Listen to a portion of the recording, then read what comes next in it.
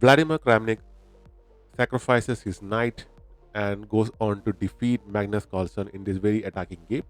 So Kramnik is playing with the white pieces here, and Magnus is playing with the black pieces here.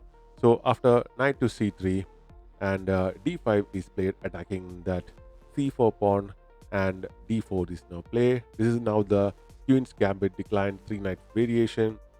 And after this gambit pawn is captured d into c4, the pawn push to e4 happens with the intent of recapturing the pawn with your bishop. But bishop to b4 comes in, pinning this knight here, which allows the capture of this particular e4 pawn. So in exchange, Kramnik just brings his bishop and pins the knight. So if you capture the pawn, your queen will be gone. So now the pawn push to b5 prevents the bishop from recapturing that c4 pawn. So Carlsen tries to prevent the recapture. So a4 is played by Kramnik, and after that c6 is played. So if the pawn captures the pawn, it will be captured back, and you'll have a passed pawn, connected passed pawn in the queen side. So pawn push to e5 now, attacking that particular knight. So if you move the knight, basically your queen will be gone. So instead, h6 is played. So if you capture the knight, the bishop is captured back. But here you can capture this particular pawn, infiltrate the 7th rank of Magnus, and also attacking the rook. So rook didn't have any other option but to go in and block the pawn to g8, and also looking to capture it. So pawn move to g3, looking to fianchet the bishop onto the g2 square and to castle on the king side, Vladimir. And bishop comes to b7 now, trying to counter that bishop on b2. So bishop comes to g2 now, and after that c5 is played. So here this knight is under attack. The pawn push allows this pawn to be captured, and also you're looking pushing this pawn. If the knight moves, you can go for the exchange of that particular bishops. But Kramnik had other ideas, so he castled first, and the pawn push of g4 happened, and he just goes for the capture of that b5 pawn. So now this pawn captures the particular knight, and bishop captures back, and the bishop basically get exchanged, and the queens take back, and the knight jumps to d7 because there was an attack on the rook. So now the knight moves in, and that particular rook is pretty well supported now. So the pawn basically captures the pawn back, and the bishop captures that particular knight, and the pawn captures back. Now the pawn is captured back by the knight. So literally, Magnus is up by a piece, knight now, but the rook comes to d1 and attack the queen, and the queen had to move, and it goes to c8 over here.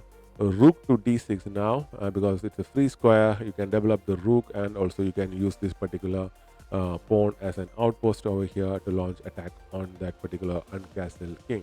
So queen come to b7. It was better to bring your queen to b8 over here, but it would have crammed the rook, but it was suggested that that's the best continuation possible.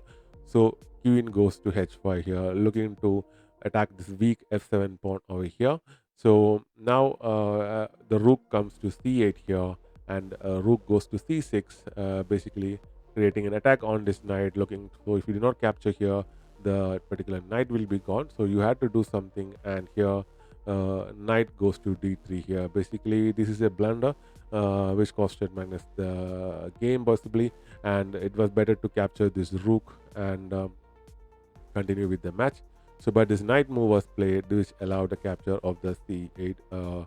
Rook captures the rook, and it's a check here. But here, actually, Kramnik had a better move. He could have just gone ahead and capture this e6 pawn like this, because this pawn here is pinned. You cannot capture back with the pawn. It's a check, and no matter where you move the king here, it's a checkmate. So I'll just show you the shortest combinations. If the king moves here, the queen will go and capture the pawn, and it's a check.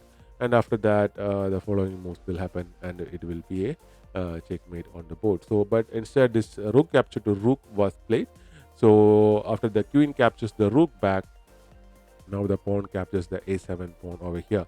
So here the threat is that you will be Kramnik is threatening to capture this pawn, and after the check, the king will have only one space to go, and after that, the queen will come here and will be checkmate and the game will be over. So you'll have to prevent this pawn being captured, and the only way to do that either is to bring your knight over here. It's the safest way, but still that's a checkmate. Or you'll have to cut off this particular rook's attack on this f7 square, because there is no way you can do anything about this queen over here.